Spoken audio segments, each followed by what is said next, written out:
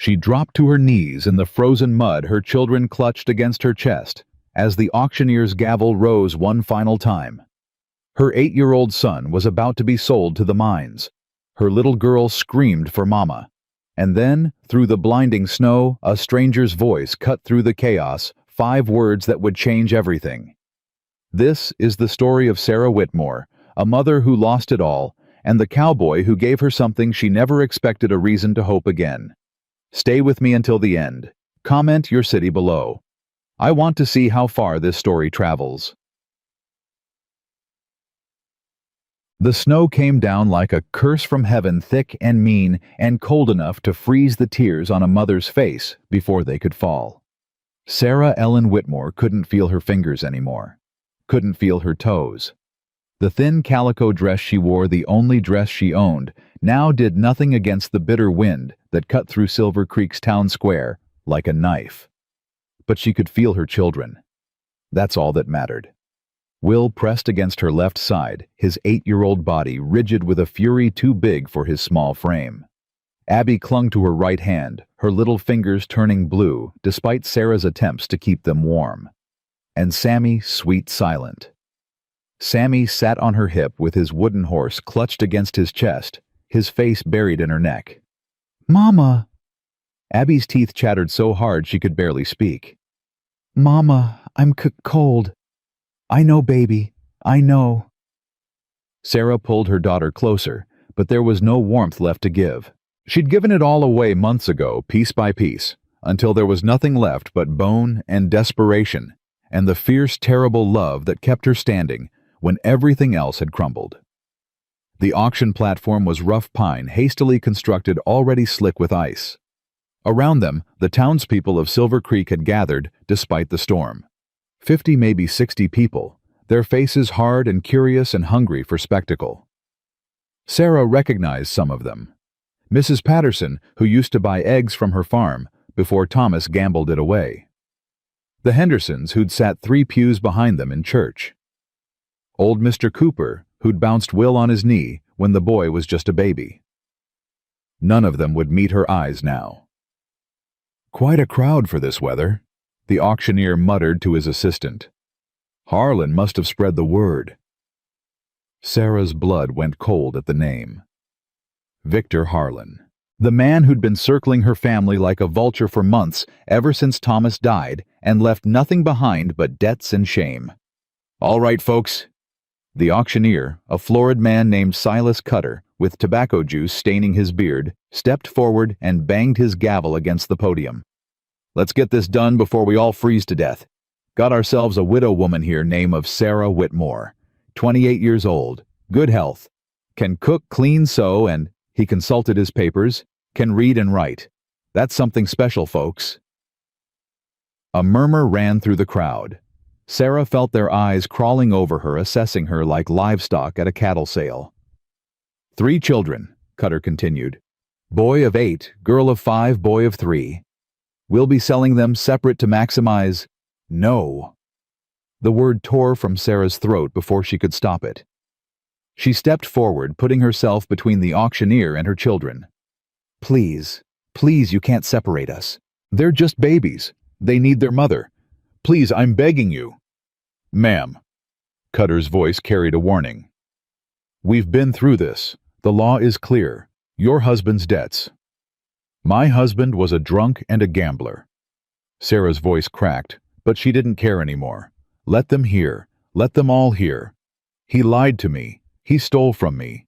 He died in a ditch with another woman's name on his lips and left us nothing but shame. I didn't sign those papers. I didn't make those bets. Why should my children pay for his sins?" Silence. Then from somewhere in the crowd, a woman's voice. "Shameless. Talking about her dead husband that way." "Should have kept him in line," another voice added. "A good wife would have known." Sarah wanted to scream. A good wife. She'd tried. God knows she'd tried. She'd hidden the whiskey bottles and begged Thomas to stop. She'd lied to the creditors and pawned her mother's ring and worked her fingers bloody trying to keep food on the table. And still, she'd lost everything. "Mama." Will's hand found hers, squeezing tight. His voice was low, steady, far too grown up for a boy his age. "Don't let them see you break. That's what they want." Sarah looked down at her son, at his father's green eyes, staring up at her with a determination that made her heart crack. When had he become this? When had her little boy learned to be so hard? "I won't break," she whispered. "Not while I'm breathing." Touching. A new voice, smooth and cold as river ice. Truly touching. The crowd parted, and Victor Harlan stepped through. He was tall and well-fed, his expensive coat brushed clean despite the falling snow. Gold watch chain glinting at his vest. Kid leather gloves on his hands. Everything about him screamed wealth and power, and a casual cruelty that made Sarah's skin crawl. "Mr. Harlan." Cutter's entire demeanor changed, becoming almost fawning. "Sir, I didn't expect you to come out in this weather." "And miss this." Harlan smiled, but his eyes stayed cold. "I wouldn't dream of it." He climbed onto the platform, and Sarah instinctively stepped back, pulling her children with her. Harlan's gaze swept over them, slowly lingering on Will, in a way that made Sarah want to claw his eyes out. "The boy," Harlan said. "He looks strong for his age. How old?" "8, sir." "8." Harlan nodded thoughtfully. "Perfect. I need boys for the lower shafts. The ones that are too small for grown men. He'll do nicely." "No." Sarah's voice came out as a growl. "You're not taking my son." Harlan raised an eyebrow, amused. "Mrs. Whitmore, you seem to be laboring under a misunderstanding. You don't have a say in this matter. Your husband owed me $312. You can't pay. Therefore, you and your assets belong to me." "They're not assets. They're children." "Same thing in the eyes of the law." Harlan turned to Cutter. "200 for the boy. Cash. I'll collect him now." "No!" Will lunged forward, his small fists swinging. "I won't go! You can't make me! I'll fight you! I'll—" Harlan caught his wrist with casual ease and twisted. Will cried out in pain, dropping to his knees. "Will—" Sarah threw herself at Harlan, clawing at his arm. "Let him go! Let him go, you monster!" Harlan shoved her back with his free hand, and she stumbled, nearly falling. Only her grip on Sammy kept her upright. "Mama!" Abby screamed. "Mama, get up, Mama!" "Sheriff." Harlan's voice was bored. "Control these animals." Sheriff Dawson, a thick-necked man with mean eyes, stepped onto the platform and grabbed Sarah's arm, wrenching it behind her back. She gasped in pain, but didn't stop struggling. "Let my son go. Please. Please take me instead. I'll work for you. I'll do anything. Just don't take my babies. Please, I'm begging you." "Begging doesn't become you, Mrs. Whitmore." Harlan tightened his grip on Will's wrist, and the boy whimpered. "Now let's discuss the others. The girl is too young to work, but she'll grow. $5 for her. The infant." "He's not an infant. He's 3 years old." "Does it matter?" Harlan shrugged. "He's useless for labor, but I suppose someone might want him for something. $1. Total for the lot, $206. Sarah felt the world spinning. This couldn't be happening. This couldn't be real. Actually, Harlan paused, his eyes traveling over Sarah in a way that made her stomach turn. "I've changed my mind about the woman. She's not bad looking for a widow. Strong, healthy. She might prove useful." The implication was clear. Several men in the crowd snickered. $400 for all 4 of them, Harlan announced. "Final offer. That more than covers the debt plus your fee, Cutter. Let's conclude this business." Cutter nodded eagerly. "Sold to Mr. Victor Harlan for—" "Wait."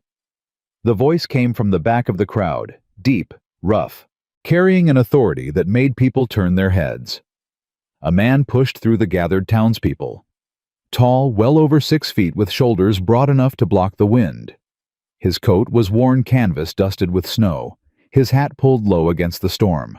but his eyes gray-blue like thunderclouds were fixed on the platform with an intensity that stopped Cutter mid-sentence. "Who the hell are you?" Harlan demanded. "Name's Ezra Callahan." The stranger reached the front of the crowd and stopped. His voice was calm, almost lazy, but there was steel underneath. "I don't believe we've met." "Then you know who I am." "I know what you are." Ezra's gaze moved to Will, still trapped in Harlan's grip, then to Sarah, held by the sheriff, then to Abby and Sammy, clinging to each other at the edge of the platform. "I know exactly what you are." Harlan's eyes narrowed. "Whatever you're selling, stranger, I'm not buying. This is a private transaction." "Looks like a public auction to me." Ezra climbed onto the platform in one easy motion, and suddenly the space felt smaller, the air thicker. "And last I checked, anyone can bid at a public auction." "You want to bid?" Harlan laughed. "On what? The woman? She's mine, stranger. Everything here is mine." "Not yet it isn't." Ezra turned to Cutter. "What's the total debt?" Cutter glanced nervously at Harlan. I don't." "The debt?" Ezra repeated, his voice hardening. "How much?" $412, Cutter stammered. "Plus my fee. Call it $450. And Harlan bid $400. "Yes, but..." Ezra reached into his coat and pulled out a leather pouch. He upended it onto the podium, and gold coins spilled across the wood with a sound like bells ringing. $600, he said. "For the woman and all 3 children. They stay together." The crowd gasped. Harlan's face went purple with rage. "You can't do this. You don't know who you're dealing with." "I'm dealing with a man who buys children for his mines and treats women like property." Ezra's voice was quiet, but it carried. "I know exactly who I'm dealing with." "Sheriff?" Dawson took a step toward Ezra, then stopped. Something in the stranger's eyes, something cold and certain and utterly unafraid, made him reconsider. "Let go of the boy," Ezra said to Harlan. "It wasn't a request." "Or what?" Ezra's hand moved to his belt, resting on the worn grip of his pistol. He didn't draw it. He didn't need to. "Let go of the boy." For a long moment, no one moved. Snow fell silently around them, coating shoulders and hats, and the platform's rough boards.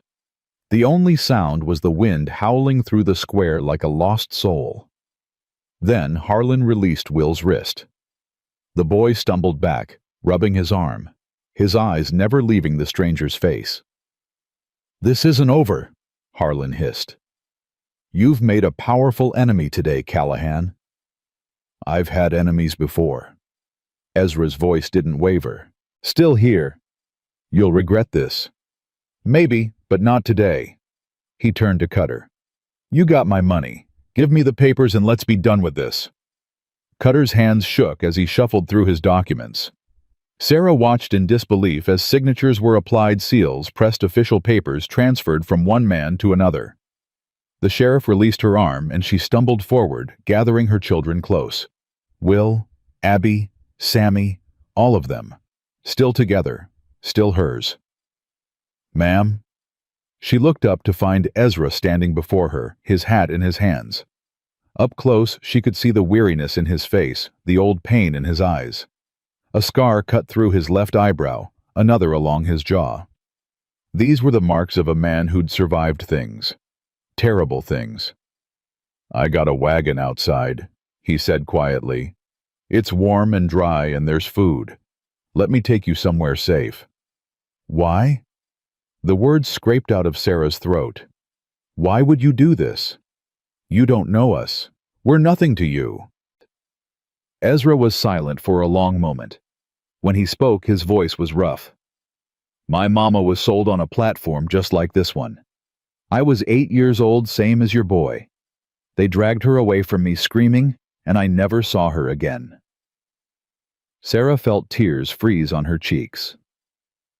"So when I see a family about to be torn apart," Ezra continued, "I do something about it. Because nobody did anything for me." He put his hat back on, pulling it low. "Now come on, before we all freeze to death." He led them through the crowd which parted silently before him. Sarah clutched Sammy tight against her chest, her other hand gripping Abby's frozen fingers. Will walked beside her, his eyes darting between Ezra's back and the crowd watching for threats. The wagon waited at the edge of the square, sturdy canvas covered with two strong horses stamping impatiently in the snow. Ezra helped them inside, his hands surprisingly gentle as he lifted the children onto the blanket-covered bed. "There's a brazier," he said, pointing to a small iron box.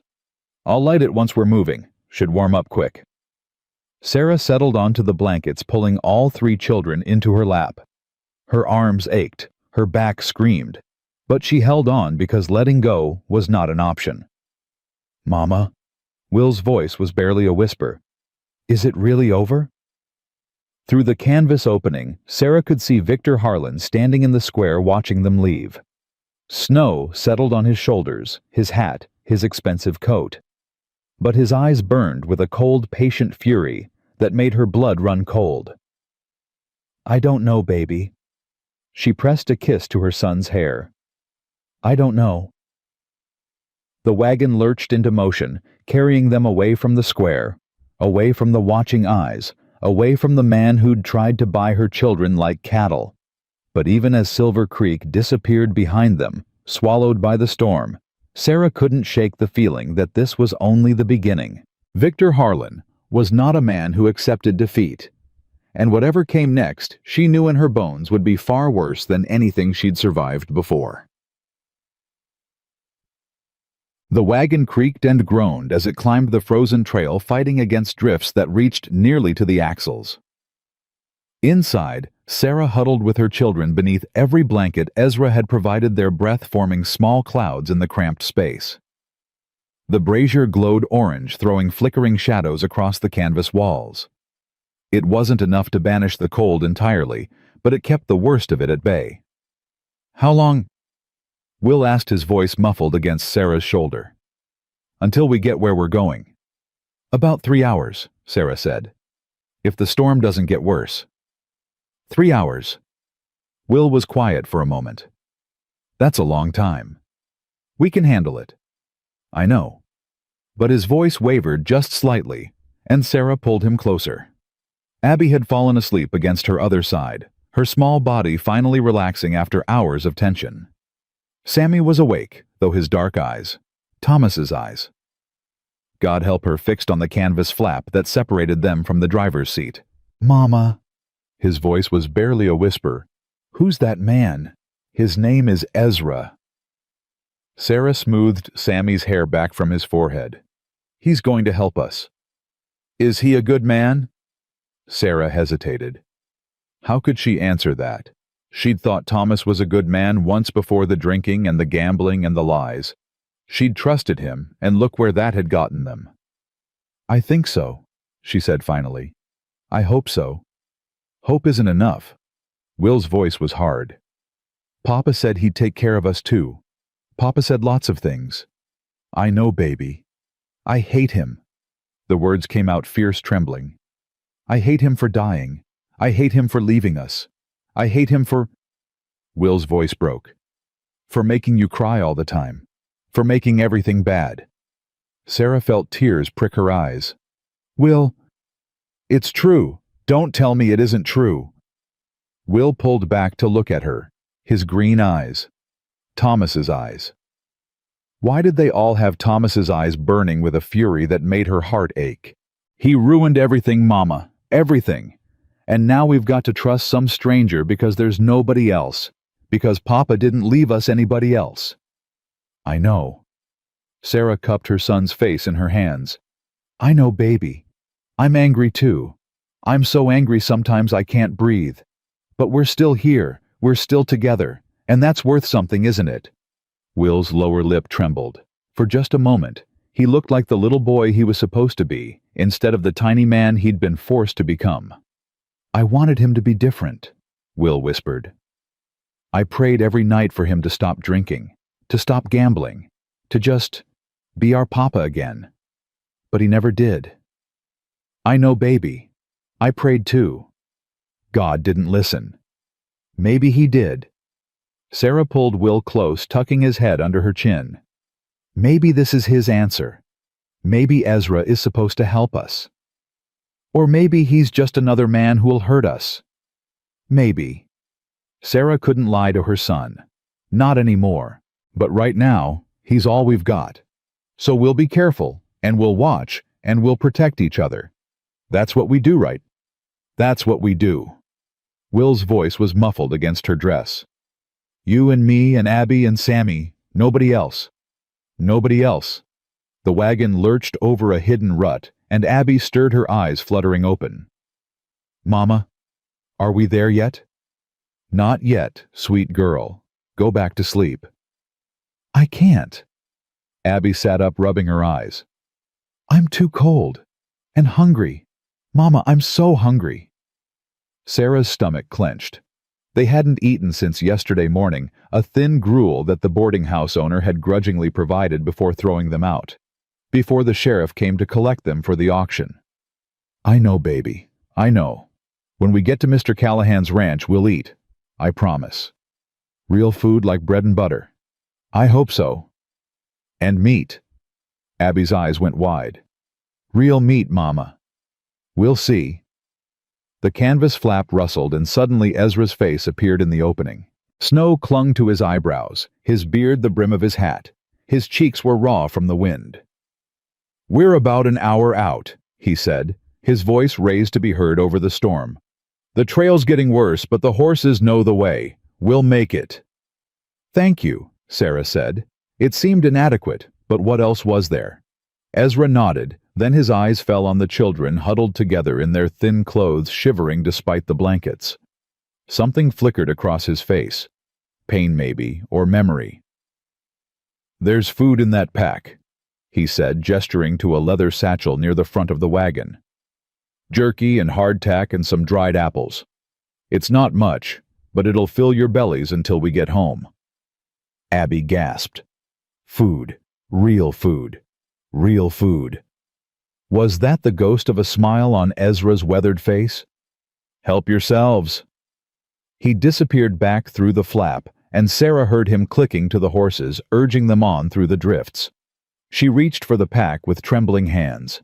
The jerky was tough and salty, the hardtack hard enough to crack a tooth, the dried apples chewy and sweet.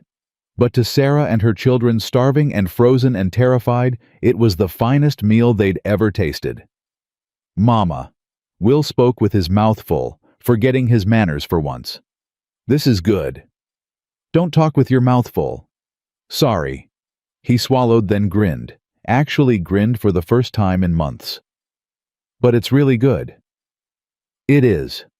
Sarah felt something loosen in her chest. Not hope exactly, but something close. It really is. They ate in silence after that, passing the food between them, making sure everyone got their share. Even Sammy, who usually had to be coaxed to eat anything, gnawed happily on a strip of jerky, his wooden horse temporarily forgotten. By the time they finished, the wagon was slowing down. Sarah pushed aside the canvas flap and peered out into the storm, and caught her breath. Through the swirling snow, she could make out the shape of buildings, a large house 2 stories with light glowing in the windows, a barn massive and solid, several smaller structures scattered around the yard, and beyond them, fading into white, the ghostly shapes of fences stretching toward the horizon. Is that it? Will had crawled up beside her, his eyes wide. Is that where we're going to live? I think so. It's big. Yes. Bigger than our old house. Sarah didn't answer. Their old house, the one Thomas had gambled away, had been modest but cozy, filled with the warmth of better days. This place was different. Larger. Colder somehow, despite the lights in the windows. But it was shelter. It was safety. It was a chance to start over. And right now that was enough. The wagon rolled to a stop in front of the main house, and Ezra appeared at the back, lowering the tailgate. Snow swirled around him, coating his shoulders, his hat, his beard. Welcome to Callahan Ranch, he said. His voice was gruff, almost awkward. "It ain't much to look at right now, but it's warm and dry. Let's get you inside." He helped Sarah down first, then reached for the children. Will hesitated, that wary look back in his eyes, but he allowed Ezra to lift him from the wagon. Abby went eagerly, too cold and tired to be suspicious. And Sammy sweet silent. Sammy reached for Ezra with both arms, his wooden horse dangling from one small fist. Ezra froze. For just a moment, something cracked in his careful expression. Pain, longing, an old grief so raw it made Sarah's heart ache. Then he took Sammy in his arms, settling the boy against his hip with a practiced ease that surprised her, and headed for the house. "Come on," he called over his shoulder, "before the storm gets worse." Sarah gathered Will and Abby and followed him through the snow toward the light, toward whatever came next. The door opened before they reached it, and an older man appeared, gray-haired, weathered, with kind eyes and a worried frown. "Ezra." "Thank God.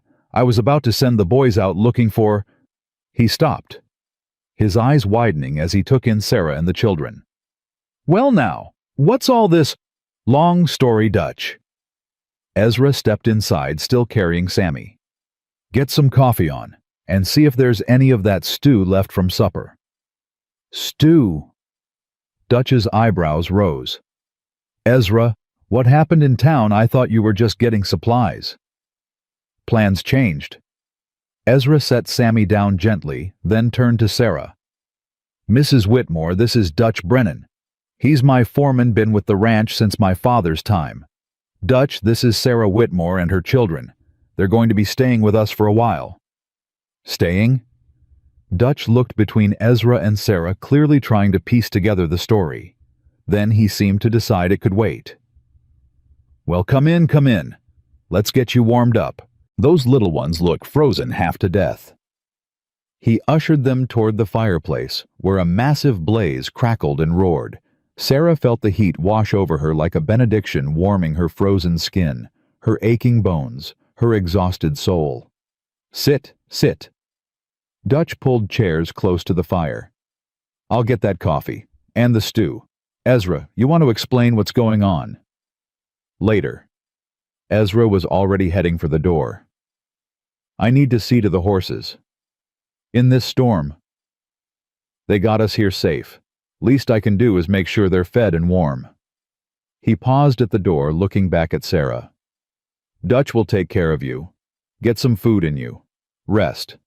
We'll talk in the morning." Then he was gone, the door closing behind him with a bang.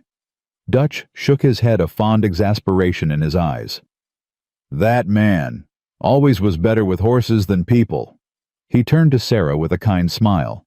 "Now then, Mrs. Whitmore, let's get you and those babies settled. You look like you've been through hell and back." "I have," Sarah said quietly. "We all have." "Well, you're safe now." Dutch patted her shoulder with a gentleness that made her eyes sting. "Whatever happened out there, whatever brought you here, you're safe now. Ezra's a good man, the best man I know. He'll see you right." Sarah wanted to believe him. God, how she wanted to believe him. But as she sat by the fire, watching her children eat their first real meal in days, she couldn't shake the image of Victor Harlan standing in the snow, watching them leave. And the look in his eyes that promised this wasn't over. Not even close. The fire crackled and popped, sending shadows dancing across the walls as Sarah finished the last of her stew. The bowl had been filled twice, Dutch insisted, and now her stomach was fuller than it had been in weeks. Months, maybe. The children had fallen asleep in a pile near the hearth, tangled together like puppies seeking warmth. Will's arm was thrown protectively across Abby, and Sammy lay curled between them, his wooden horse still clutched in his fist. Sarah couldn't stop staring at them. They were safe, fed, warm. For the first time since Thomas died, they were actually safe. More coffee. She looked up to find Dutch standing beside her, pot in hand. His weathered face was kind, patient. He hadn't pushed for explanations, hadn't demanded answers. Just kept the fire stoked and the food coming. "Thank you." Sarah held out her cup. For everything. You've been so kind and you don't even know us. Don't need to know you to see you needed help. Dutch poured the coffee, then settled into the chair across from her. Besides, Ezra don't bring people home without good reason. Man's got instincts about folk. Always has. What kind of instincts? The kind that come from hard living. Dutch's eyes drifted to the fire. He ever tell you about his mama? He mentioned she was sold when he was 8. 8 years old. Dutch shook his head slowly. Same age as your boy there. Watched them drag her away screaming. His daddy tried to stop it, got beaten half to death for his trouble. Died a few months later. Broken heart, the doc said, but I reckon it was more than that. Man just gave up living. Sarah's throat tightened. And Ezra? Raised himself mostly. Did odd jobs, worked. Ranches, learned horses from an old Cherokee fella who took pity on him. Saved every penny. Built this place from nothing. Dutch's voice softened with pride. He's rough around the edges, I won't lie. Don't know much about talking or feelings or any of that, but there ain't a better man in the territory. Not one. Why are you telling me this? Dutch met her eyes. Because I saw the way you looked at him, like you're waiting for the other shoe to drop, like you're expecting him to turn out to be just like whoever hurt you before. Sarah stiffened. I don't. It's all right. Dutch held up a hand. You got every right to be cautious, every right to protect those babies. But I want you to know Ezra ain't going to hurt you. Ain't going to hurt them. He'd cut off his own arm first. The door banged open, and Ezra stomped in, bringing a swirl of snow and cold air with him. He'd been outside for over an hour, seeing to the horses, and his face was raw from the wind. Storm's getting worse, he said, shaking snow from his coat. We won't be going anywhere for a few days. The cabin ready? Dutch asked. Good enough. Fixed the window last week and there's wood stacked by the stove. Ezra's eyes moved to the sleeping children and that strange softness flickered across his face again. They out. Dead to the world. Dutch rose, stretching his back. I'll leave you two to talk. Mrs. Whitmore, it's been a pleasure. Anything you need, you just holler. Thank you, Mr. Brennan. Dutch, just Dutch. He smiled, tipped an invisible hat, and disappeared through a door at the back of the house. Silence fell, broken only by the crackle of the fire and the howl of the wind outside. Sarah watched Ezra move around the room, hanging his coat, pulling off his boots, pouring himself coffee. His movements were economical, practiced like a man who'd spent most of his life alone. You should get some sleep, he said finally, not looking at her. It's been a long day. I can't. Sarah's hands tightened around her cup. I keep thinking about what happens next. What you expect from us. What this arrangement actually means. Ezra was quiet for a moment. Then he crossed the room and sat in the chair Dutch had vacated, stretching his long legs toward the fire. It means you work for me, he said. Cooking, cleaning, managing the household. The place has been falling apart since Mrs. Henderson died. I ain't good at that kind of thing. Never was. And my children? They're children. They'll do chores same as any ranch kid. But they'll also go to school when the weather allows. Learn to read proper, do their numbers. I'll teach the boy about horses if he wants. The little ones can help in the garden come spring. He paused. They'll have time to play, to be kids. That's important. Sarah stared at him. You're paying off a $400 debt. And in return you want me to keep house? And cook. Your cooking's got to be better than mine. Dutch won't say it, but I know he's tired of eating charred meat and raw beans. A surprised laugh escaped her. That's really all you want. Ezra's jaw tightened. Mrs. Whitmore, I ain't sure what kind of men you've known in your life, but I don't want... He stopped, started again. I don't expect... Another pause. Hell. He ran a hand through his hair, looking genuinely uncomfortable. I ain't looking for a wife, he said bluntly. Ain't looking for anything like that. You got your own cabin, your own space, your own door with a lock on it. What I want is help running this ranch. That's all. Nothing more." Sarah searched his face for any sign of deception, any hint that this was too good to be true. All she saw was a man who didn't quite know what to do with his hands. "Why?" she asked quietly. "Why go through all this trouble? Why spend all that money? You could have walked past that auction and never looked back." Ezra was silent for a long time. When he spoke, his voice was rough. "When they took my mama, there was a man in the crowd. Rich man. Could have bought her easy. Could have kept us together." "What happened?" "He walked away." Ezra's eyes were distant, fixed on something only he could see. "Just turned around and walked away. Like we weren't worth the trouble." Sarah felt tears prick her eyes. "I swore that day," Ezra continued, "if I ever got the means to help someone, if I ever had the power to stop a family from being torn apart, I'd do it, no matter the cost." He finally met her eyes. "You and your children needed help. I had the means. Simple as that." "It's not simple," Sarah whispered. "Nothing about this is simple." "No, I reckon it's not."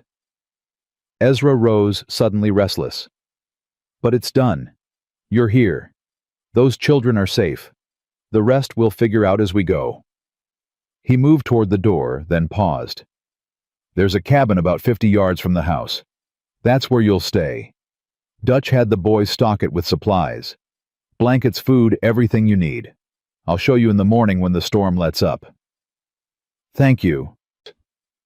The words felt inadequate, but they were all she had. "For everything." Ezra nodded once, then disappeared through the door, leaving her alone with her sleeping children and the dying fire. Sarah sat for a long time watching the flames burn down to embers, thinking about everything that had happened. The auction, Harlan's cruel hands on her son, the stranger who'd appeared from nowhere and changed everything.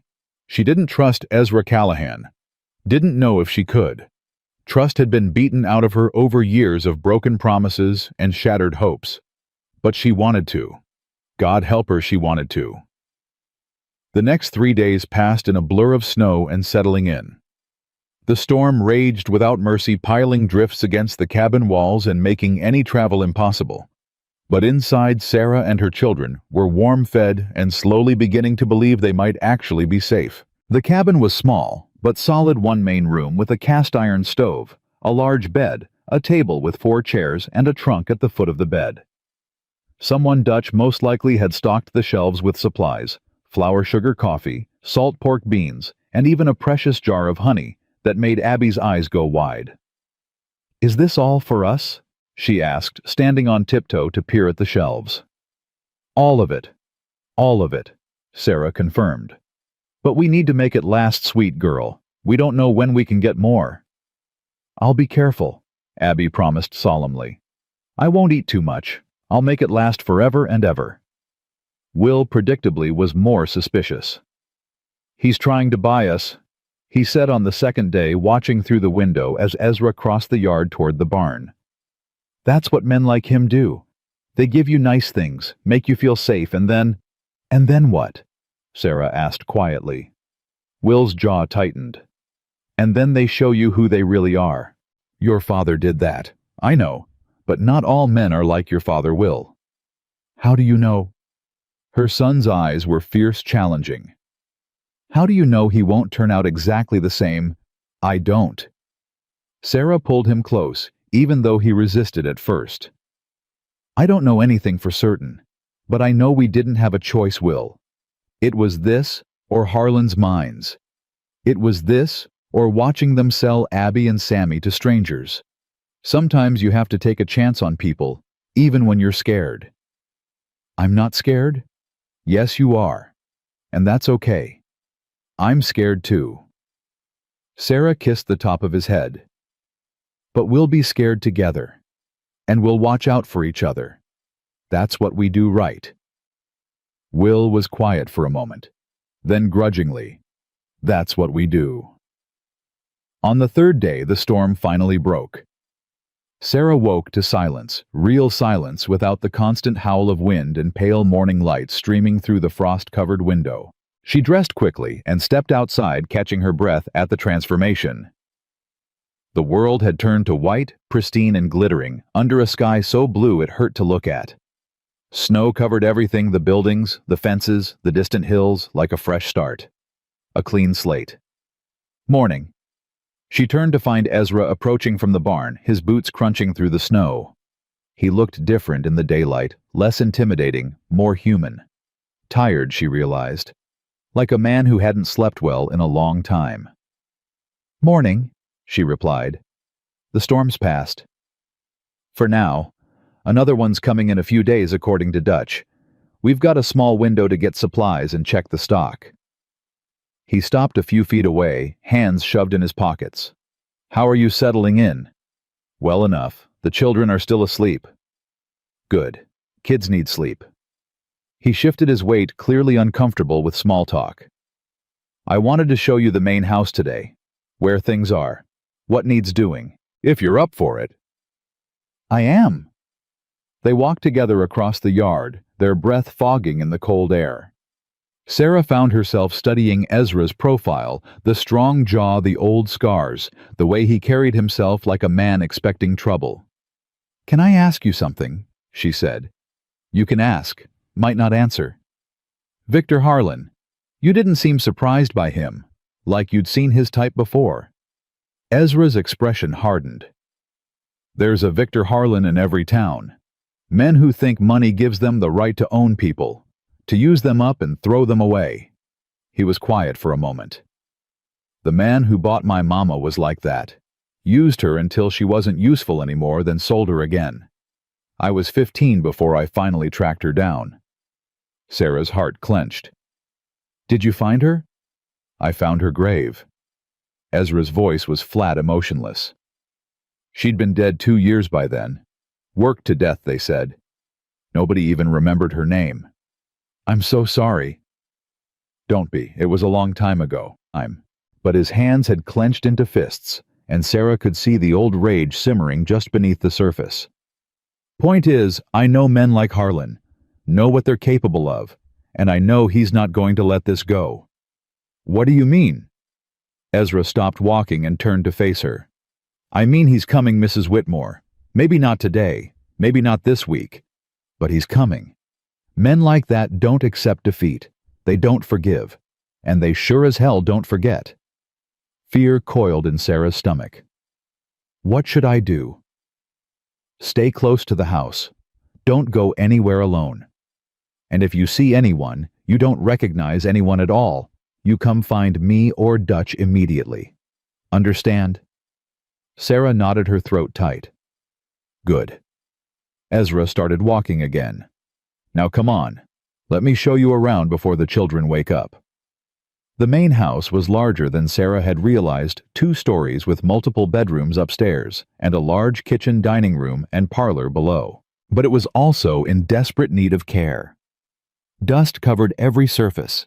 The windows were grimy. The kitchen showed signs of meals hastily prepared and never properly cleaned up. "Like I said," Ezra muttered, following her gaze. "I ain't good at this kind of thing." "It's not so bad." Sarah ran a finger along the mantel, leaving a trail in the dust. "Nothing that can't be fixed with some hard work and soap." "You think so?" "I know so." She turned to face him. "I've spent my whole life cleaning up messes, Mr. Callahan. This is nothing compared to what I've dealt with before." Something flickered in Ezra's eyes. Respect, maybe. Or gratitude. "Ezra," he said. "If we're going to be working together, you might as well call me Ezra." "All right, Ezra." Sarah allowed herself a small smile. "Then you should call me Sarah." "Sarah." He said it like he was testing the weight of it. "All right." They stood there for a moment, an oddly comfortable silence stretching between them. Then Ezra cleared his throat and looked away. "I should check on the horses. Dutch will be around if you need anything." He was gone before Sarah could respond, moving with that long, easy stride that ate up the ground. She watched him go, something stirring in her chest that she didn't want to examine too closely. It was too soon, too fast, too dangerous. But as she turned back to the dusty house, already making mental lists of what needed to be done, she couldn't shake the feeling that something had shifted between them. Something important. The days settled into a rhythm after that. Sarah threw herself into work with a determination that bordered on ferocity. She scrubbed floors until they gleamed. She washed windows until the sunlight streamed through unobstructed. She organized the pantry, mended the curtains, and slowly, methodically transformed the neglected house into something that felt like a home.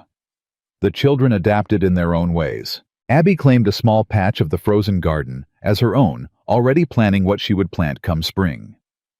Sammy followed Sarah everywhere, his wooden horse always in hand, gradually growing less afraid of the new faces around him.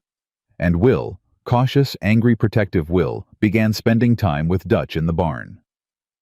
Sarah discovered this on the fourth morning when she went looking for her son and found him helping the old foreman muck out stalls. "He's a natural," Dutch told her later, pride evident in his voice. "Ain't afraid of hard work, that boy. Reminds me of Ezra at that age." "I'm not sure that's a compliment," Sarah said. Dutch laughed. "It is, trust me." That evening, for the first time since Thomas died, Sarah heard Will laugh. Really laugh. Not the bitter, sardonic sound he'd adopted over the past months, but a genuine boyish laugh that made her heart ache with relief. He was telling Abby about a horse that had sneezed on Dutch, spraying snot all over the foreman's face, and even Sammy was giggling at the story. Sarah stood in the doorway of the cabin watching her children and felt tears slide down her cheeks. They were going to be okay. Somehow, impossibly, they were going to be okay. A knock at the cabin door made her jump. She wiped her eyes quickly and opened it to find Ezra standing on the porch, hat in hand. "Evening," he said. "Hope I'm not interrupting." "Not at all. Is something wrong?" "No, I just—" He hesitated, looking uncomfortable. "I wanted to check on you. See how you're settling in." "We're settling in well. Better than well, actually." Sarah stepped aside. "Would you like to come in?" Ezra hesitated, then shook his head. "Wouldn't be proper, but He reached into his coat and pulled out a small package wrapped in brown paper. "This is for the little girl, Abby. I noticed she's been wearing the same dress every day, and I figured, well, Dutch's sister sent some things a while back, clothes for a daughter she never had, and I thought—" He thrust the package toward Sarah, looking like he wanted the ground to swallow him. Sarah took it stunned. "Ezra, that's incredibly kind." "It's nothing, just some old clothes. They were just sitting in a trunk gathering dust." He jammed his hat back on his head. "Anyway, good night." He was gone before she could thank him properly, striding away through the snow like something was chasing him. Sarah stood in the doorway for a long moment, watching him disappear into the darkness. Then she looked down at the package in her hands and felt something shift in her chest. Something warm, something dangerous, something that felt, despite everything she'd been through, terribly like hope. Inside the cabin, Abby squealed with delight at the dresses, 3 of them in different colors, all warm wool and perfect for a Colorado winter. Will watched his sister spin around the small room modeling each one, and for once he didn't say anything suspicious or cynical. "He's not so bad," Will said quietly, standing beside Sarah at the window. "Mr. Callahan, I thought he would be, but he's not." "No." Sarah agreed, her eyes still fixed on the darkness where Ezra had disappeared. "He's not so bad at all." But even as she said it, she couldn't shake the feeling that trouble was coming. That this peace, this safety, this fragile hope they were building was about to be tested. And somewhere out there beyond the snow-covered hills and the silent prairie, Victor Harlan was waiting. 2 weeks passed, and the rhythm of ranch life settled into Sarah's bones like something she'd always known. She woke before dawn, started the fire, prepared breakfast. The children had their chores. Will in the barn, with Dutch Abby tending to the chickens, Sammy trailing behind his mother like a small shadow. By evening, they gathered in the main house for supper, and Sarah found herself looking forward to those meals more than she wanted to admit. Ezra was there every night, sitting at the head of the table, eating her cooking with an appreciation that made her face warm. He didn't talk much that wasn't his way, but he listened. To Abby's chatter about her chickens, to Will's questions about horses, even to Sammy's babbling, which had increased dramatically since they'd arrived. The boy's coming out of his shell, Dutch observed one evening, watching Sammy show Ezra his wooden horse for the 100th time. Barely said 2 words when you got here. Now he won't shut up. He feels safe, Sarah said quietly. Children know when they're safe. Dutch glanced at her. And you? You feeling safe yet? Sarah didn't answer. She wasn't sure she knew how. The second storm came 3 days later, just as Dutch had predicted. It howled across the prairie like a living thing, piling snow against the buildings, and making the world disappear into white nothing. But this time, Sarah wasn't afraid. She had food, warmth, shelter. She had her children around her. She had Ezra. Not in any romantic way, she wouldn't let herself think like that, but as a presence, a protector, someone who checked on them every day, who made sure they had everything they needed, who looked at her children like they mattered. It was on the 3rd day of the storm that everything changed. Sarah was in the main house, kneading bread dough, when she heard the front door bang open. She looked up expecting Ezra or Dutch and felt her blood turn to ice. Victor Harlan stood in the doorway, snow swirling around him, a cruel smile on his handsome face. Mrs. Whitmore. He stepped inside, brushing snow from his expensive coat. What a pleasure to see you again. Sarah's hands froze in the dough. Her heart was hammering so hard she could feel it in her throat. How did you get here? Her voice came out steadier than she felt. The storm. I have good horses, good men. Harlan moved further into the room, his eyes sweeping over the clean floors, the organized shelves, the fire crackling in the hearth. You've done well for yourself. The place looks better than I expected. You need to leave. Do I? Harlan settled into one of the chairs by the fire, making himself at home. I don't think so. You see, Mrs. Whitmore, I've been doing some research. Interesting thing about your Mr. Callahan. He's got quite a history. Sarah's throat tightened. I don't know what you're talking about. No. Let me enlighten you. Harlan pulled a folded paper from his coat. Ezra Josiah Callahan, born 1841 in Tennessee. Mother was a freed slave. Father was white trash. Mother sold when the boy was 8. Seems the freedom papers weren't quite legitimate after all. Father died of drink. The boy bounced around various ranches until he landed here. That's not a crime. No, but this is. Harlan's smile widened. In 1865, your Mr. Callahan killed a man. Shot him dead in the street in a town called Redemption, Kansas. Sarah felt the floor tilt beneath her. You're lying. Am I? The man he killed was named Silas Crawford, a respected businessman, pillar of the community. Harlan tucked the paper back into his coat. Callahan claimed it was self-defense, said Crawford drew first. But there were no witnesses, and Crawford's family had money. Lots of money. Your cowboy barely escaped the noose. If this is true, why isn't he in prison? Because he ran, changed his name, buried himself out here in the middle of nowhere, hoping no one would ever find him. Harlan leaned forward, his eyes gleaming. But I found him, Mrs. Whitmore, and now I'm going to use what I know to take everything he has, including you. Sarah's hands clenched into fists. I'm not yours to take. You will be. Once Callahan's in prison, or swinging from a rope, who do you think is going to take over this ranch? Who do you think is going to collect on your debt? Harlan stood moving toward her. I've already spoken to the territorial marshal.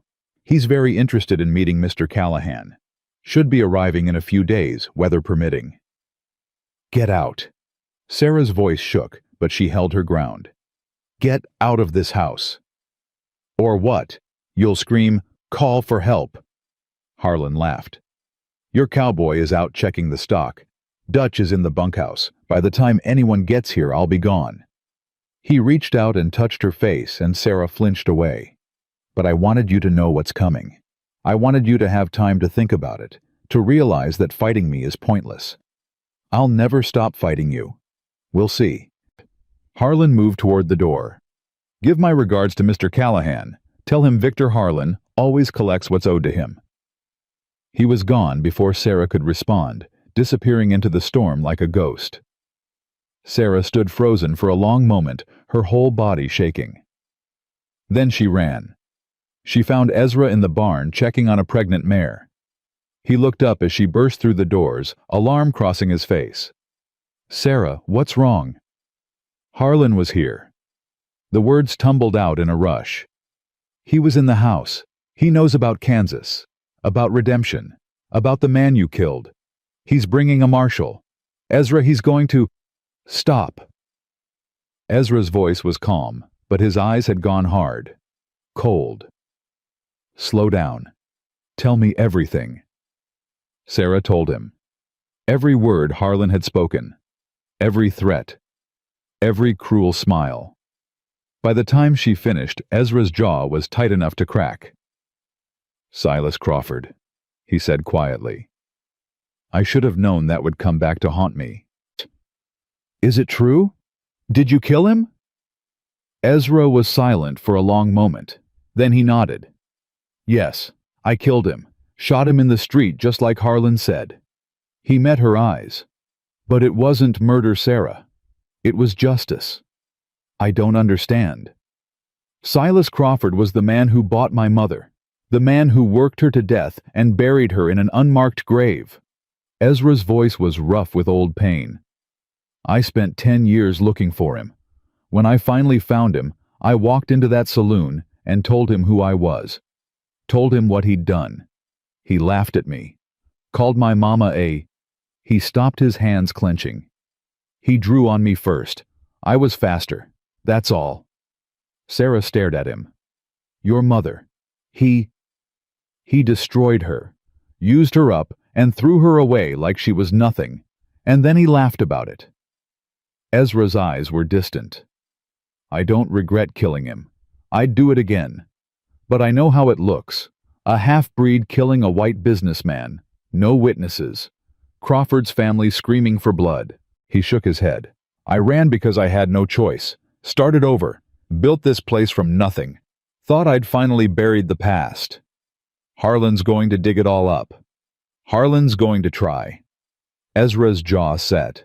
But I've got friends too. People who know the truth about Crawford. People who were too scared to speak up back then, but might feel different now. And if that's not enough, then I'll face whatever comes. Ezra looked at her, and something in his expression made her breath catch. But I want you to know whatever happens, you and the children are protected. I've made arrangements. Dutch knows what to do. The ranch will be yours free and clear. Nobody's going to put you back on an auction block. I promise you that. Sarah felt tears prick her eyes. Ezra. Don't. His voice was rough. Don't thank me. I'm the one who put you in danger. If I'd known Harlan would dig this deep, I never would have. You saved us. Sarah stepped closer, close enough to see the pain in his gray eyes. You saved my children. Whatever happens, I won't forget that. I won't let them forget it. For a moment, something flickered between them. Something raw and real and terrifying.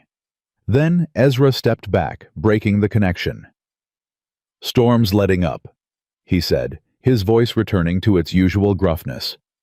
I need to talk to Dutch, make plans. You should get back to the house, check on the children. Ezra. Go, Sarah, please. She went. The next 2 days were a blur of tension and preparation. Ezra sent riders out despite the lingering snow messages to old friends, people who might be willing to testify about Silas Crawford's true nature. Dutch fortified the ranch, checking weapons, making sure everyone knew what to do if trouble came. And Sarah waited. She tried to maintain normalcy for the children, but Will sensed something was wrong. He watched her with those 2 old eyes, asking questions she couldn't answer. Is Mr. Callahan in trouble? I don't know, baby. Maybe. Because of us. Because he saved us. No. Sarah pulled her son close. Because of something that happened a long time ago. Something that has nothing to do with us. But that man Harlan, he's coming back, isn't he? Sarah couldn't lie to him. Yes, I think he is. Then we have to help. Will's jaw set in that stubborn way she knew so well. Mr. Callahan saved us. We have to help him. How? I don't know. But there has to be something. There has to be.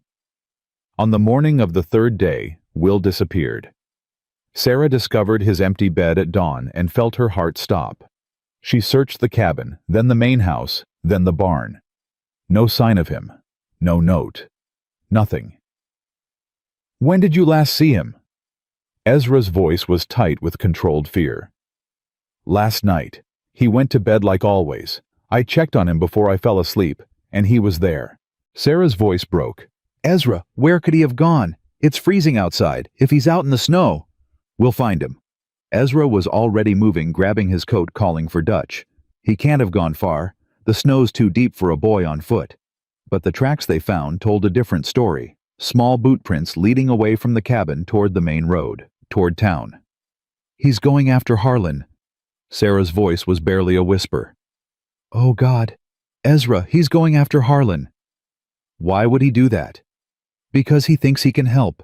He thinks... Sarah choked on a sob. He's 8 years old. He thinks he can fix this. He thinks he can protect us. Ezra's face went pale. I'm going after him. I'm coming with you. No, you need to stay with Abby and Sammy. They need their mother. Ezra grabbed her shoulders, forcing her to look at him. Sarah, listen to me. I will bring your son back. I swear it on my mother's grave. But I need you to stay here and keep the others safe. Can you do that? Sarah wanted to scream, wanted to fight, wanted to tear off into the snow and find her baby herself. But she looked at Abby and Sammy huddled together by the fire with terror in their eyes, and she knew Ezra was right. Bring him back, she whispered. Please, bring my son back. I will. Ezra's hands tightened on her shoulders. I will.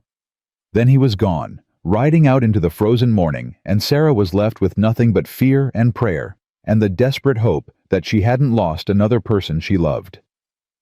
The hours crawled by like years.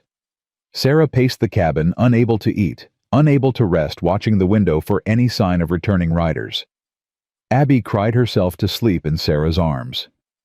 Sammy sat silent and still clutching his wooden horse, his dark eyes fixed on the door. Mama? Sammy's voice was barely a whisper. We're coming back. Yes, baby. Sarah's voice cracked. Will is coming back. But with every hour that passed, her certainty faded. The snow was deep. The cold was deadly.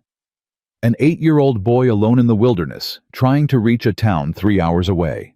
She couldn't think about it, couldn't let herself imagine the worst.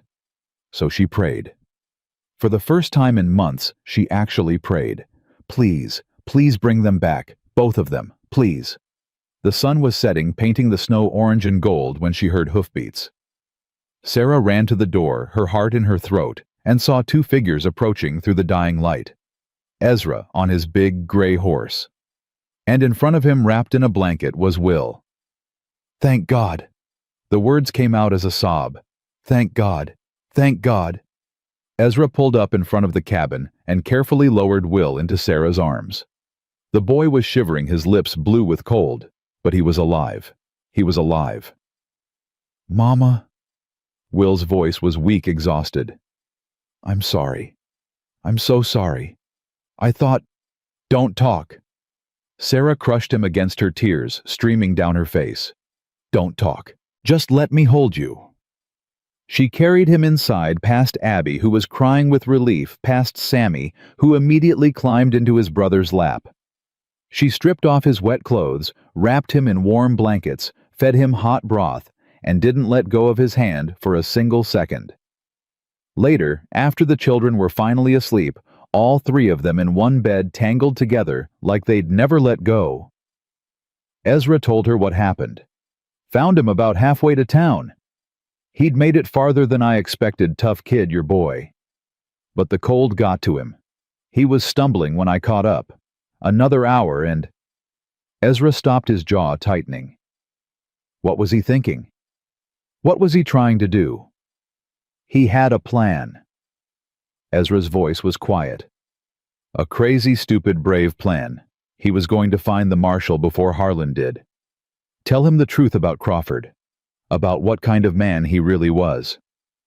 He's 8 years old. Who would listen to an 8-year-old? That's what I said. Ezra met her eyes.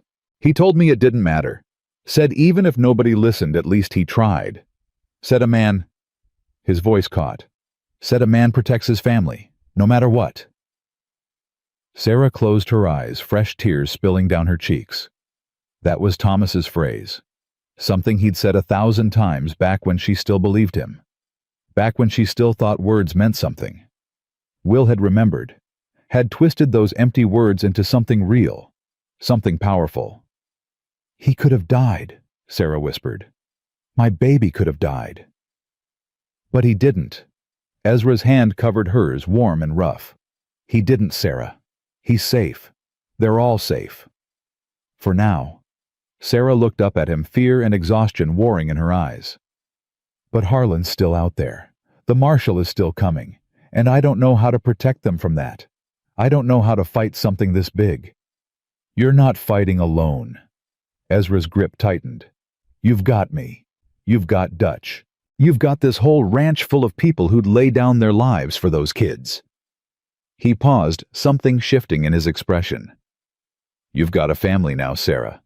Whether you wanted one or not. A family.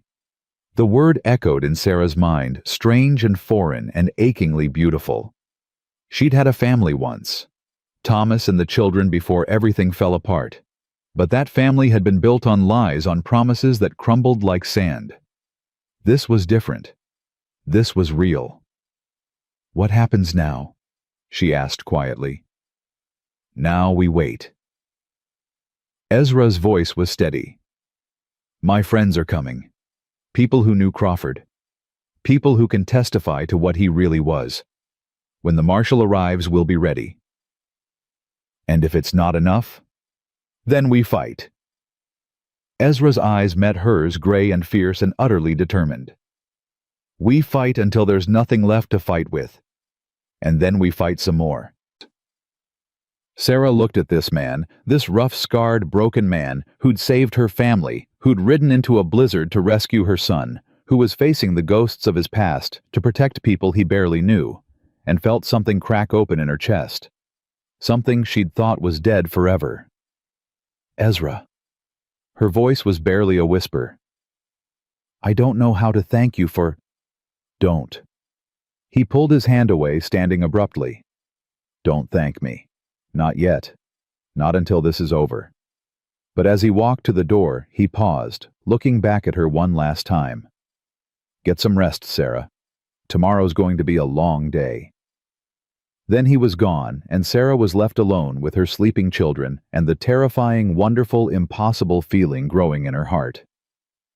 The marshal arrived 4 days later. Sarah saw the riders approaching from the kitchen window, 6 men on horseback cutting through the fresh snow like a blade. Her hands froze over the bread dough she'd been kneading, and her heart dropped into her stomach. They're here. She called, her voice steadier than she felt. Ezra, they're here. Ezra emerged from the back room, where he'd been talking with Dutch. His face was calm, but Sarah could see the tension in his shoulders, the way his hand drifted unconsciously toward his hip. Stay inside with the children, he said. No matter what happens, stay inside. Ezra, promise me, Sarah. She nodded, unable to speak, past the lump in her throat. Ezra held her gaze for a long moment, something unspoken passing between them. Then he turned and walked out the front door, Dutch falling into step beside him. Sarah gathered the children in the main room, away from the windows. Will's face was pale but determined. He hadn't forgiven himself for running off, and Sarah could see the guilt eating at him. This is my fault, he whispered. If I hadn't tried to go to town. This is Harlan's fault. Sarah pulled him close. Not yours. Never yours. Through the window, she watched the riders dismount. The man in front was tall and broad, with a silver star pinned to his coat. Marshal Thomas Garrett. She'd heard the name mentioned over the past few days, always in worried tones. Victor Harlan was with them, of course. He hung back, watching with that smug smile that made Sarah want to claw his eyes out. Ezra Callahan. The marshal's voice carried across the yard. That's me. I'm Marshal Thomas Garrett. I'm here to ask you some questions about the death of Silas Crawford in Redemption, Kansas, 10 years ago. I figured as much. Ezra's voice was calm. Ask your questions. Did you kill Silas Crawford? A long pause. Sarah held her breath. Yes, Ezra said. I did. Harlan's smile widened. Several of his men exchanged glances. Then I'm placing you under arrest for murder. The marshal stepped forward, reaching for Ezra's arm. You'll come with us to stand trial. Hold on. Dutch moved between them, his weathered face hard. You're arresting a man on whose word Victor Harlan's... You know what kind of snake he is, Marshal. Everyone in the territory knows. I know he brought me evidence. Garrett's voice was cold. Witnesses, documents, more than enough to warrant an arrest. Bought witnesses, you mean? Forged documents. Dutch spat in the snow. Crawford was a monster. Ask anyone who really knew him. Ask the women he used up and threw away. Ask the families he destroyed. I'm not here to retry a dead man's character. Garrett reached for Ezra again. I'm here to bring in his killer. Then bring me in. Ezra's voice was quiet but firm. But know this, Marshal, I shot Silas Crawford in self-defense. He drew on me first. And if you dig deep enough, you'll find plenty of people who'll tell you what he really was. We'll see about that. The marshal's men moved forward, and Sarah felt her heart crack. This was it. They were taking him away, taking the man who'd saved her family, who'd given them everything, who'd become... what? What had he become? She didn't have time to answer that question before a new voice cut through the tension. Wait. Everyone turned. A woman was approaching from the road riding a tired-looking horse. She was older, maybe 50, with gray-streaked hair and a face lined by hard years. But her eyes were sharp, and she sat her horse like someone who'd been doing it all her life. Who the hell are you? Harlan demanded. My name is Martha Crawford. The woman dismounted her boots, crunching in the snow. Silas Crawford was my husband. Silence. Absolute, stunned silence. Harlan recovered first. Mrs. Crawford, what are you doing here? I thought... You thought I'd stay in Kansas and let you use my husband's death to destroy another innocent man. Martha's voice cracked like a whip. You thought wrong, Mr. Harlan. I don't understand. Marshal Garrett looked between Martha and Harlan. You told me Mrs. Crawford wanted justice, that she supported this arrest. He lied. Martha moved to stand beside Ezra, her chin high. Just like he's been lying about everything else. This is ridiculous, Harlan sputtered. She's clearly been paid off, or threatened. Marshal, you can't possibly believe. I can speak for myself. Martha's eyes flashed. And I'm telling you right here, right now, that Ezra Callahan did the world a favor when he killed my husband. The words hung in the frozen air like smoke. Silas Crawford was a monster. Martha continued, her voice shaking with old pain. He beat me. He used me. He bought and sold people like livestock. He took that boy's mother and worked her to death, and when I tried to stop him, he broke 3 of my ribs. Sarah felt tears prick her eyes. She looked at Ezra, saw the shock on his face, and realized he hadn't known. Hadn't known that his mother wasn't the only one Crawford had destroyed. The night Silas died, he was drunk and mean, looking for a fight. That young man... Martha gestured to Ezra, walked into the saloon and told Silas who he was, told him what he'd done, and Silas laughed and drew his gun. Her voice broke. I was there, Marshal. I saw the whole thing.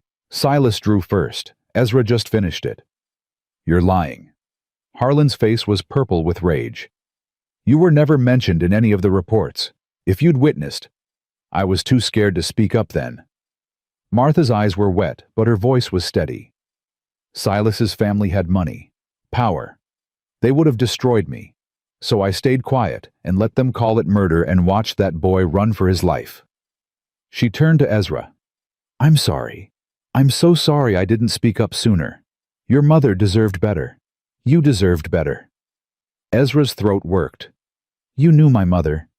I knew her. Martha's voice softened. She was kind to me when no one else was. She used to sing while she worked old songs, beautiful songs. I've never forgotten them. A tear slid down her weathered cheek. I've never forgotten her. Sarah watched Ezra's face crack, watched the walls he'd built over 30 years start to crumble. He'd spent his whole life believing no one cared, believing his mother had died alone and forgotten. And here was this woman, this stranger carrying pieces of his mother's memory like precious gems. Marshal! Dutch stepped forward, his voice gruff. I've got 6 more people ready to testify about Crawford. Ranch hands who worked for him. Women he hurt. Men he cheated. They're all here waiting. You want the truth about Silas Crawford? We'll give you enough truth to fill a book. Garrett looked at his men, then at Harlan, then at the growing crowd of witnesses emerging from the bunkhouse and the barn. His expression shifted, hardened. Mr. Harlan. The marshal's voice was cold. It seems you may have misrepresented some facts. This is absurd. These people are obviously in collusion. They're lying to protect a murderer. A murderer you tried to frame. Garrett turned to face Harlan fully. You told me you had solid evidence, reliable witnesses. What you gave me was bought testimony and forged documents. I gave you the truth. You gave me what you wanted me to believe. Garrett pulled the papers from his coat, the same papers Harlan had waved so triumphantly just days ago, and tore them in half.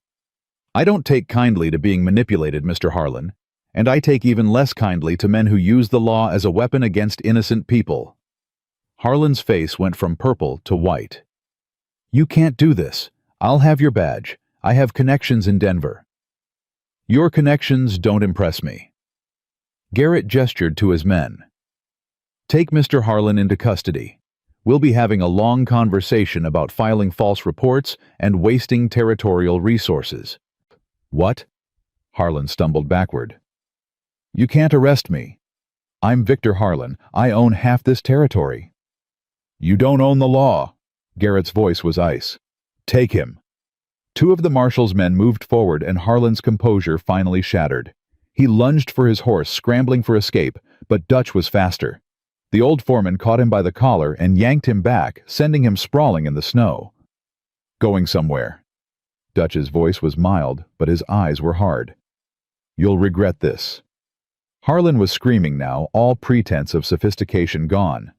All of you, I'll destroy you. I'll burn this ranch to the ground.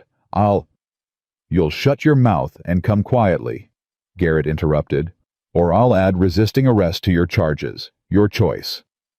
Harlan went quiet, but his eyes fixed on Ezra, on Sarah, on the children watching from the window, burned with a hatred that made Sarah's blood run cold. This isn't over. Those eyes promised. This will never be over. Then the marshal's men hauled him to his feet, bound his hands, and led him away. Sarah stood at the window, watching until the riders disappeared over the hill. She didn't realize she was crying until Abby tugged at her sleeve. Mama, why are you crying? The bad man is gone. I know, sweet girl. Sarah wiped her eyes. These are happy tears. Happy tears are silly. Maybe, but sometimes they're all we have. The door opened and Ezra stepped inside. He looked shaken, years of buried pain written across his face. But when his eyes found Sarah, something else flickered there. Something warm, something hopeful. It's over, he said quietly. Harlan's going to prison. The charges against me are dropped. It's finally over. Is it? Sarah moved toward him, stopping just a few feet away. Or is this just the beginning? Ezra's breath caught. Sarah, you saved my family. Her voice trembled, but she pressed on. You saved my son when he ran off into the snow. You stood up to Harlan when everyone else was too scared. You've given us a home, a future, everything we thought we'd lost. I didn't do it for thanks. I know. That's what makes it matter. Sarah reached up and touched his face gently, tentatively, feeling the rough stubble beneath her fingers. I was so scared to trust anyone again. After Thomas, after everything he put us through, I thought I'd never be able to open my heart. But you. I'm not a good man, Sarah. Ezra's voice was rough. I've done things. Killed a man. Lived with rage and bitterness for half my life. You deserve better than... Don't tell me what I deserve. Sarah's voice sharpened. I've spent my whole life being told what I deserve. By my father. By Thomas. By every man who thought he knew what was best for me. I'm done with that. Ezra stared at her, speechless. What I want, Sarah continued softer now, is a man who keeps his promises. A man who protects children instead of hurting them. A man who rides into blizzards to save people he barely knows. She stepped closer. I want you, Ezra Callahan, if you'll have me. For a long moment, Ezra didn't move. Didn't breathe. His eyes searched her face like he was looking for the trick, the trap, the moment when everything would fall apart. Then he pulled her into his arms and kissed her. It wasn't gentle. It wasn't polite. It was fierce and desperate and full of everything they'd both been holding back. All the fear, all the longing, all the hope they'd been too scared to name. Ew! Abby's voice cut through the moment. Mama, why are you kissing Mr. Callahan? Sarah pulled back, laughing and crying at the same time. Because I like him, sweet girl. Like him, the way people in stories like each other. Yes.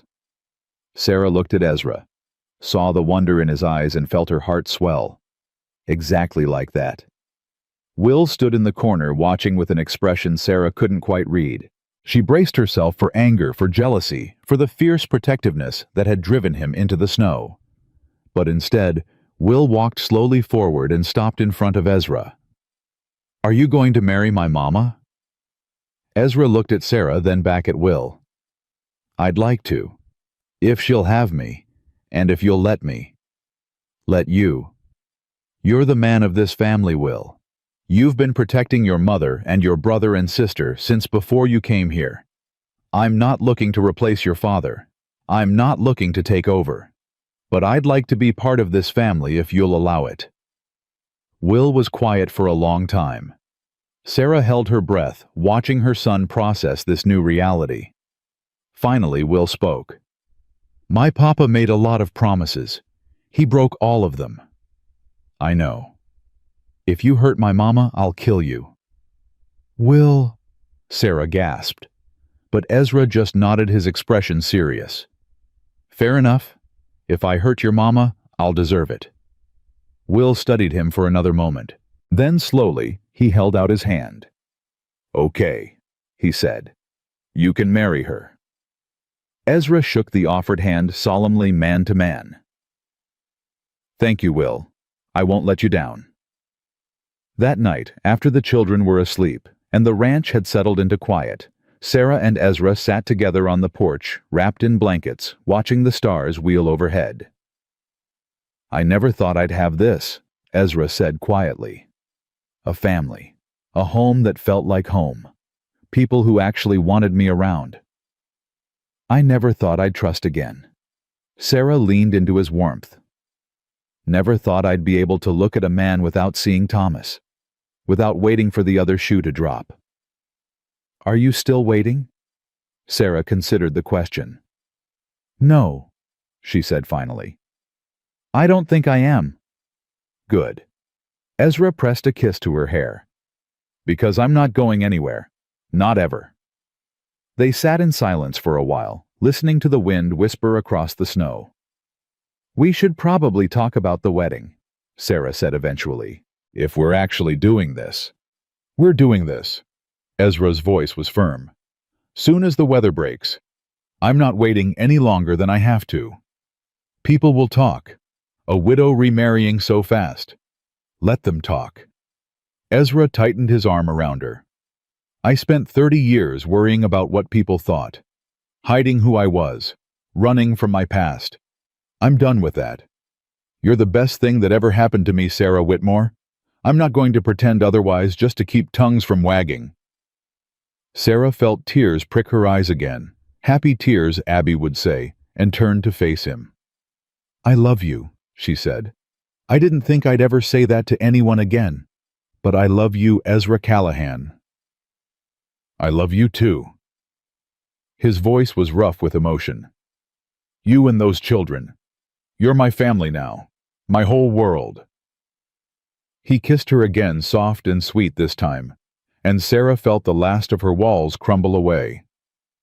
She didn't know what the future held, didn't know if Harlan would find a way to cause more trouble or if the ghosts of the past would rise again. But she knew one thing for certain. She wasn't alone anymore, and whatever came next, they would face it together. The wedding came 3 weeks later, on a morning so bright and clear, it seemed like the whole world had been scrubbed clean just for them. Sarah stood in the cabin staring at her reflection in the small mirror Dutch had brought over from the main house. The dress was simple blue cotton, nothing fancy, but it was new. The first new dress she'd owned in years. Ezra had ridden to town himself to buy it, coming back with fabric and thread, and a fierce determination that she would have something beautiful for their wedding day. Mama, Abby tugged at her sleeve. You look like a princess. Do I? Sarah smiled, though her hands were shaking. I feel more like a nervous wreck. What's a nervous wreck? Someone who's very happy and very scared at the same time. Abby considered this. That's silly. If you're happy, why would you be scared? Sarah knelt down to look her daughter in the eyes. Because sometimes the good things feel even more fragile than the bad things. When you've lost a lot, you start to worry that you'll lose more. But Mr. Callahan won't leave us. Abby's voice was certain. He promised. And he keeps his promises. That's what Will says. Sarah felt tears prick her eyes. Will said that. He says Mr. Callahan is different from Papa. He says Mr. Callahan means what he says. Abby tilted her head. Is that true, Mama? Yes, baby. Sarah pulled her daughter close. That's true. A knock at the door made them both jump. Sarah opened it to find Dutch standing on the porch, his weathered face split in a grin. They're ready for you, he said. Ezra's about to wear a hole in the ground from all his pacing. He's nervous. Nervous, don't cover it. Man's been checking his watch every 30 seconds for the past hour. Think he's scared you might change your mind. Sarah laughed, a real laugh that bubbled up from somewhere deep inside. Tell him I'm coming, and tell him to stop pacing. The ceremony took place in front of the main house under an arbor that the ranch hands had built from pine branches and winter berries. The whole ranch had gathered Dutch the hands, even Martha Crawford, who had decided to stay on for a while, helping where she could. And there, standing at the center of it all, was Ezra. He'd cleaned up for the occasion, shaved, combed his hair, put on a suit that looked like it hadn't been worn in a decade. But it was his eyes that made Sarah's breath catch. Those gray-blue eyes that had seen so much pain, so much loss, were shining now with something she'd never seen in them before. Hope. Pure, uncomplicated hope. Will walked Sarah down the makeshift aisle, his small hand steady in hers. Abby followed behind, scattering dried flower petals she'd been saving since the fall. And Sammy, sweet, silent. Sammy rode on Dutch's shoulders, clutching his wooden horse, and watching everything with wide, wondering eyes. The pastor from town spoke the words, ancient words about love and commitment and building a life together. Sarah barely heard them. She was too busy looking at Ezra, too busy trying to memorize every line of his face, every expression that flickered across his features. Do you, Ezra Josiah Callahan, take this woman to be your lawfully wedded wife? I do. No hesitation, no doubt.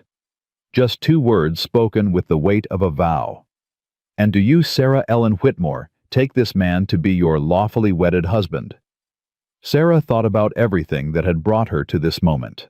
The auction block, the terror, the stranger who'd appeared from nowhere and changed everything. The man who'd saved her children, who'd fought for them, who'd opened his heart to a broken family and made them whole. "I do," she said. "I absolutely do. Then by the power vested in me by the territory of Colorado, I now pronounce you husband and wife." The pastor smiled. "You may kiss your bride." Ezra pulled her close and kissed her soft and sweet and full of promise. Around them, the ranch hands whooped and cheered. Dutch wiped his eyes with his sleeve and pretended it was just the cold. And somewhere in the chaos, Sarah heard Abby's voice, clear as a bell. "Does this mean Mr. Callahan is our papa now?" Sarah pulled back from the kiss, looking down at her daughter. "What do you think, sweet girl?" Abby considered the question with the seriousness only a 5-year-old could muster. Then she turned to Ezra, who had gone very still. "Can I call you Papa?" she asked. "Not to replace my old papa, but to have a new one. Mama says families can grow. She says we can have new people without losing the old ones." Ezra knelt down in the snow, bringing himself to Abby's eye level. His voice was rough when he spoke. "I'd be honored, Abby. More honored than you know." Abby threw her arms around his neck, and Sarah saw Ezra's eyes close, saw the tears he was trying to hide. This man, this rough, scarred, broken man, had spent 30 years believing he didn't deserve a family. And now, here he was, with a little girl's arms around his neck, and a love so big it seemed to fill the whole sky. "Will..." Ezra looked at the older boy who was hanging back watching. "I know you said I could marry your mama. But I want you to know I'm not looking to replace your father. Whatever you want to call me, whatever role you want me to have, that's your choice. I'll never push." Will was quiet for a long moment. Then he walked forward, his face unreadable. "My papa was a drunk and a liar," Will said, his voice steady. "He made promises he couldn't keep. He hurt my mama. He hurt all of us." He paused, his jaw tightening. "You're not like him. You're nothing like him." "I'm trying not to be." "I know." Will took a breath. "I can't call you Papa, not yet. Maybe not ever. But..." He hesitated. "Maybe I could call you something else. Something that's just ours." Ezra nodded slowly. "What did you have in mind?" "Ezra." Will said the name like he was testing it. "Just Ezra, like we're..." He stopped, struggling for words. "Like we're partners." Will's face lit up. "Yeah, like partners." Ezra held out his hand, and Will shook it man to man. "Partners it is." Sammy, who had been watching this exchange with great interest, suddenly squirmed out of Dutch's arms and toddled over to Ezra. He held up his wooden horse, the same horse he'd clutched through the auction, through the journey, through every terrifying moment of the past months. "Papa," he said, clearly placing the horse in Ezra's hands. "For you." The word hit like a thunderbolt. Ezra stared at the wooden horse, then at the small boy who'd given it to him. His hands were shaking. "Sammy." Sarah's voice was gentle. "That's your special horse. You don't have to..." "For Papa." Sammy's voice was firm. "He keep us safe. He get a horse too." Ezra gathered the boy into his arms, and Sarah saw something break in him, something hard and old and bitter, crumbling away to reveal the man underneath. The man who'd been waiting his whole life for a family. The man who'd finally found one. "Thank you," Ezra whispered into Sammy's hair. "Thank you, son." The celebration lasted well into the evening. There was food, more food than Sarah had seen in months, and music from a fiddle one of the ranch hands had produced, and dancing in the packed snow under a sky full of stars. Sarah danced with Ezra, then with Dutch, then with Will, who complained the whole time, but couldn't hide his smile. She watched Abby twirl in circles with Martha Crawford, watched Sammy clap his hands to the music from his perch on a hay bale, watched her family laughing and alive and whole. It was more than she'd ever dared to dream. Later, after the children were asleep in their cabin and the ranch hands had stumbled off to the bunkhouse, Sarah and Ezra stood together on the porch of the main house, looking out at the snow-covered world. "Mrs. Callahan." Ezra's voice was soft. "I like the sound of that." "So do I." Sarah leaned into his warmth. "Although I'm still getting used to it." "You've got the rest of your life to get used to it." The rest of her life. The words echoed in Sarah's mind, filling her with a warmth that had nothing to do with the fire inside. 3 months ago, she'd been standing on an auction block, certain she was about to lose everything. Her children, her freedom, her hope. Now she was standing on a porch with her husband's arm around her, watching the stars wheel overhead, and the future stretched out before her like a gift she'd never expected to receive. "Ezra." "Thank you." He pulled back to look at her. "For what?" "For seeing us. That day at the auction. Everyone else looked at us like we were property, like we were problems to be solved or opportunities to be exploited. But you—" Her voice caught. "You saw a family. You saw people who deserved to stay together." "I saw a mother who would fight to the death for her children." Ezra's voice was rough. "I saw a woman who'd been through hell and was still standing. That's what I saw, Sarah. That's what made me step forward. And now. He smiled, and it transformed his whole face. "Now I see my wife, my family, my home." He pressed a kiss to her forehead. "Now I see everything I ever wanted and never thought I'd have." Sarah felt tears slide down her cheeks. Happy tears, always happy tears now, and pulled him into a kiss that said everything words couldn't. The months that followed were the happiest of Sarah's life. Spring came slowly to Colorado, melting the snow and turning the world green and gold. Abby's garden flourished under her devoted care, producing vegetables and flowers in abundance. Will grew taller and stronger, learning everything Dutch and Ezra could teach him about horses and ranching. And Sammy, no longer silent, chattered endlessly about everything and nothing, his wooden horse still clutched in his hand. Sarah transformed the main house into a home, a real home filled with warmth and laughter and the smell of fresh bread. She learned the rhythms of ranch life, the early mornings and long days, and bone-deep satisfaction of honest work. And every night, she fell asleep in Ezra's arms, safe and loved and whole. Victor Harlan went to prison for filing false reports and attempting to manipulate the law. His mines were shut down. His workers freed, his empire crumbling. Sarah heard the news and felt nothing but relief. That chapter was closed. Forever. Martha Crawford stayed on at the ranch, helping where she could, finding peace in the simple routine of daily life. She and Sarah became friends, bonded by shared pain and shared hope. And on quiet evenings, Martha would tell stories about Ezra's mother, the songs she used to sing, the kindness she'd shown, the strength she'd carried, even in the darkest times. Ezra listened to these stories with tears in his eyes, finally learning about the mother he'd lost so long ago, finally finding the closure he'd spent 30 years seeking. "She'd be proud of you," Martha told him one night. "If she could see what you've built here, the family you've made, she'd be so proud." "I hope so," Ezra said quietly. "I hope she knows I never forgot her." "She knows." Martha squeezed his hand. "Wherever she is, she knows." Summer came and went. Fall painted the mountains in red and gold. And before Sarah knew it, a full year had passed since that terrible day on the auction block. She stood at the window of the main house, watching her children play in the yard.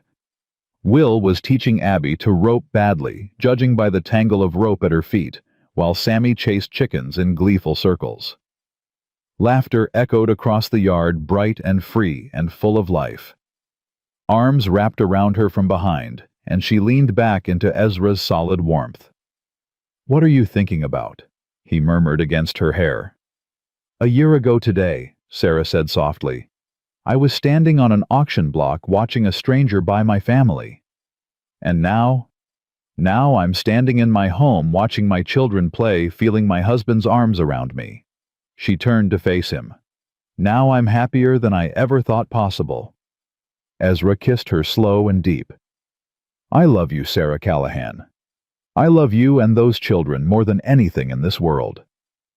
"I love you too." Sarah smiled up at him. "More than the sky, more than the stars, more than every breath I've ever taken." "That's a lot of love." "It's exactly the right amount." Outside, Abby had finally managed to rope something Dutch's hat, which she'd yanked clean off his head. The old foreman chased her around the yard while Will collapsed in laughter, and Sammy cheered from the sidelines. Sarah watched her family, her beautiful, imperfect, hard-won family, and felt her heart overflow. She'd been sold on an auction block in the dead of winter, certain she was losing everything. Instead, she'd found everything she'd ever wanted. A home, a future, a love that would last the rest of her days, and the cowboy who'd whispered 5 words that changed her life forever. That night, after the children were asleep and the house was quiet, Sarah and Ezra sat together on the porch, watching the stars wheel overhead. A year ago, she'd sat on this same porch, terrified and uncertain, barely daring to hope. Now she sat with her husband's hand in hers, her heart full to bursting, and knew with absolute certainty that she was exactly where she was meant to be. "Ezra." "Yes." "Tell me about our future." He was quiet for a moment, thinking. "Well," he said finally, "I see us right here, growing old together, watching those children grow up and have families of their own, sitting on this porch when we're gray and wrinkled, telling stories about the blizzard of '73 and the day I bought the most stubborn, beautiful woman I'd ever seen off an auction block." Sarah laughed. "Stubborn? The stubbornest." He grinned. "That's one of the things I love most about you." "What else do you see?" "I see Will running this ranch someday with a family of his own. I see Abby with the biggest garden in the territory feeding half of Colorado. I see Sammy." He paused, emotion thick in his voice. "I see Sammy growing up strong and kind, never knowing what it feels like to be afraid." "That's a beautiful future." "It's our future." Ezra squeezed her hand. "Every single day of it. Together." Sarah leaned her head against his shoulder and closed her eyes, breathing in the scent of pine and snow and home. She'd walked through fire to get here, through loss and grief and terror and despair. But she'd made it. They'd all made it. And now, finally, she understood. The darkest winters always gave way to spring.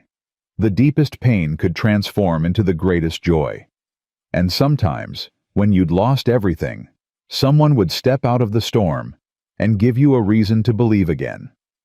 Sarah Ellen Callahan opened her eyes and looked at the stars, at the snow, at the home she'd built with the man she loved. She'd been sold with her children on the coldest day of her life, and a cowboy had whispered 5 words that changed everything. "I'll take the whole family." 5 words that meant salvation. 5 words that meant hope. 5 words that meant home. And that Sarah thought, as Ezra pulled her closer and pressed a kiss to her hair, was the greatest love story she'd ever known.